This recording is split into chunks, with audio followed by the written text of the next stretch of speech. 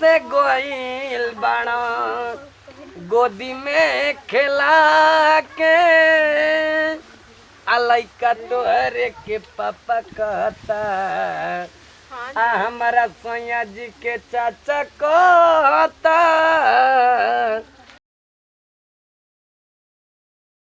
अरे गोरिया चांद के अंजोरिया नियर गोर बाड़ू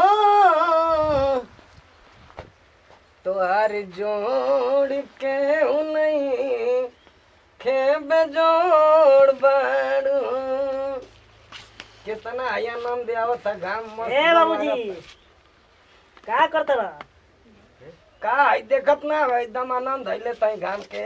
वाह रे भाई वाह आनंद ले बतावरी काबो धंधा होई काहे सर हमारे के तू ही सिखावेला तारा जनाई त ना करता। अरे सर अब पैदा तो के हम न कैला है कि तू हमारा के पैदा कैला है रे सर। बसरते खाली पैदे करे भर जनला ओकरा बाद में कुछ तो जनला ना। अरे सारे हम कहत है सुधर जा सुधर जा तोहरा लेखा लइका है घर के अपन चेत ले ले बस नहीं के जानत कि पैदा कर देनी तब का चाहिए ओकरा के का करना चाहिए ई थोड़े जी में बता रहा है। काहे तो के पैदा कर देला है त का तो के चाहत रे माने कहम त हबे कहब का तोर कहले है ना भाई आवे वाला भाई। हाँ रे तोर भाई आवे वाला अब कैसन भाई कैसन भाई एगो तोर औरी है छोटी गो भाई आई तो खूब गोदी में आई लेके खेलाई है बियाह ना शादी करत रहा अब भाई के बात बतियावत रहा तू काहे अबे तोर उम्र भइला रे काहे आई दाढ़ी मोछ बड़ गई बाबू अब बियाह शादी ना आता अबे छोटे ना आवत तार बाबू आवत खेलाई है ले जाके अपना आई माई के। अच्छा हे उम्र में अब तारे देख आइल मैया वो हम आराम से कहीं बैठल करे तो के तो समझे में ना आवेला। अच्छा बाबू तो के समझ में आवला कि ऐसे हालत में हम हई आई हो दादा बुढ़ा त जा हालत बनावत जाए यही तरह तो ऐसे कमावे काहे करनी तब हम ही कैलाई रे नहीं बाबू लाज ना लगी हमनी के कैसन लज रे सरवा कोई ऐसन की शादी ब्याह करे लायक लड़का होगला सन अभी ओकर फेन भाई एगो भइल काहे तो एगो बड़का के आई बियाह कैला ही नहीं उ तो हर माई घरवा में ना हिया तो भौजी कभी नहीं के ना भइल हाँ तो जाए देने के भइल तो अब एकर आई होके का ना तोर माई के फेन माई सोनी ना जी हमरे बारे मतलब का ना कि काजू किशमिश लिया के देना सब आई रे माई देखा ये बूढ़े बच्चा भी कबो आई बोले लू ना तो हमार करेजा में आई लाग जाला तो के हम सेवा करे पर तैयार हैं तो करा नहीं कहा खाली बोला नहीं सेवा करत रह हमनी के मत देख तू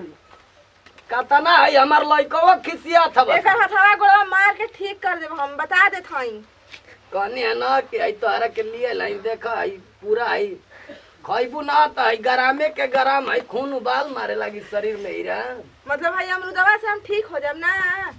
अरे खइबू तो आई मोटा ना जइबू औरी आई बढ़िया ना हो जी शरीरिया ए पतो हरानी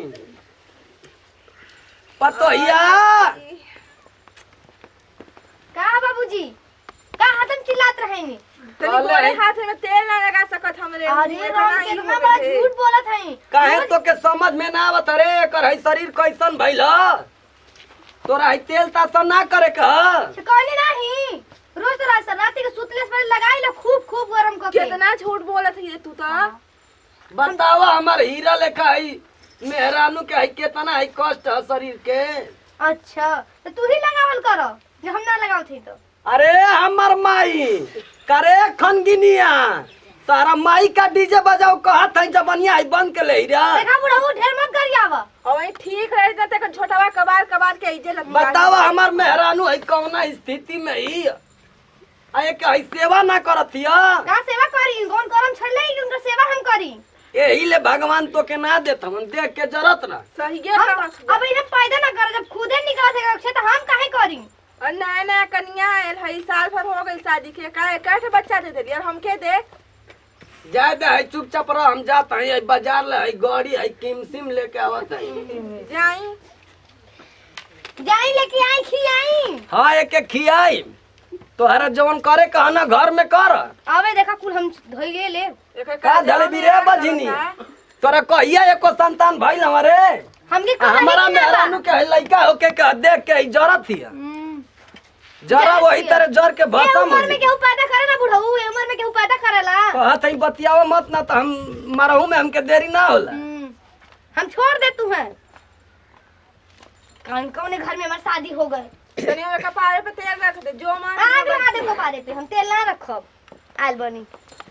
हे भगवान एक कहाँ से हम एके उठा के लिए अइली कि बहुत सुंदर है, खाली का गोरैये देख के लिया है, काम धाम एको पैसा का ना है।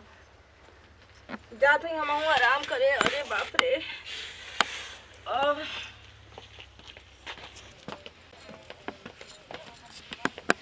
आवे तो उनकरा के आज बताई ई बुढ़वा हमरा के ताना मारत, हमरा के बाजिन कहत न।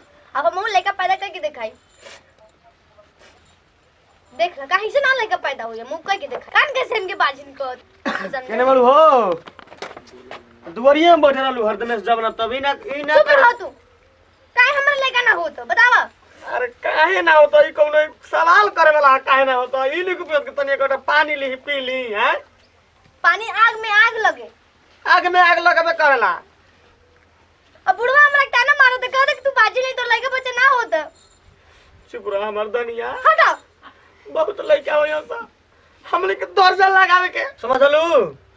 दर्जन का लगी बात, और बाप खुद दर्जन लगाओ तड़ अरे तू तो ताना मारता न। अरे तो आगे से बाबू दर्जन लगाए पीछे से हम दर्जन लगाए। देखा तानी लगाता दर्जन साल भर हो गया अभी कुछ ना भइल। चुप रह धनिया, हटो जा अपने बाप को समझावा तब हमरे आत्मा की शांति मिल। बताओ उनका ना बुझाला हो बूढ़ पुराने भइनी मार के कोइले रहल। सुना ना ये सुना चलो हमनी के दुनु जना बाबू का हम बैठ के अब बढ़िया से प्यार से एकदम समझा दे। हम ना नहीं बुढ़ो के लगे, तू जा वहीं बतिया के आव। चल ना ना हम ना जीव हट। तू ना जीबू अब हम ए सुना ना चलो ना बाबूजी तो जब तक तू बाबू जी से ना बतिया तो हरस ना बोलब। अब हमारा घर में मत पहले घुसिया। बतिया में उनका से डर लागेला। हां तो जा वहीं बतिया के आव तब घर में घुसे दे, नहीं तो घुसाऊ ना दे।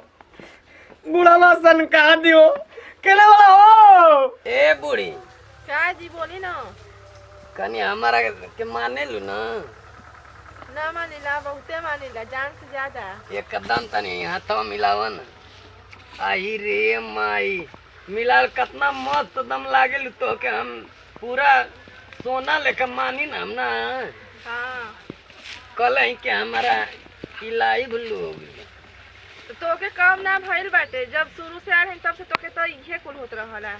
इलाई भुल्लू आई लव यू कहे जाला। ओके इलाई भुल्लू कहल जाला ना हाँ तो हम बाबूजी। प्यार करीला, ठीक बाटे ना। सही में बाबूजी हाँ।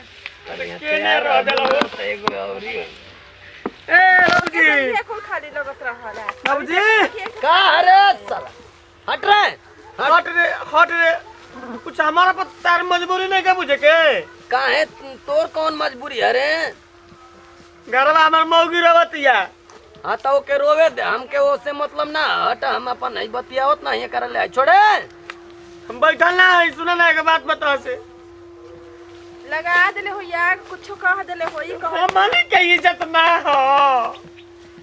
कहत नहीं साथ तो के घर में तो के आई मेहरानू लेका आई छाती आई पीटत हव सर तो के कौन करे जब मैं आग लागुल अरे होटल में गोई रही कहता है ना सुन सुन सुन तोर माई के लइका खेलवा तो एमा कौन ला झरे सर कह देला हां हमार माई के लइका होके के ये कुल करबो आय तार दिमाग नहीं के सियान से लइका बोलतन गांव समाज में रहे के बाबत बोले बतिया के बा तो ई बेकार होता बहुत बड़का बेकार होता। तार उम्र भाई अब बताओ एक सब हमनी के बात ना कहे के चाहिए लेकिन हमने से कहा आवत ल तू केतना तो के तकलीफ हो गिल ना बहुत दिन बाद दर्द होता जना तो फाट जाइए हमार करे जवा। और सपना देखत नहीं कि लड़का के शादी हो जाए नाती पोता खेलाई, पर नाती पोता खिलावे दे तू एक बच्चा लड़का हम पैदा जा कर ले। देख हम समझ बताओ जाइए तोर माई के हम कितना मानी ना हम चल गो रही बाहर आवत तो कौन है गाना आई गावत रही रे अरे जोइया से गोइल बाड़ा गोदी में खेला के लइका तोहरे के पापा कहता आ हमारा सैया जी के चाचा कहता कितना हिम्मत है देख जब आ जाए ना तो क्या खेलाइए तोर भाई आवे वाला अरे अरे हम तो खिलाइबे करब लेकिन तहार जैसे जाना तक जला नहीं आइल बा वो तरह बतिया तोड़ा कितना इस तरह भाई बात का समाना भाई कितना है बतिया होता रे तो क्या हिला जाया घर के पियले हवे का हम जात हई जा जौन मन करे तौन कर जा सर मर जा तू मन का तारा संग ना रहे के अलग रहे के जा हाँ तू जो अपना माई के ही लेके रह हटाओ भाई अब घर खाली हमार कह दे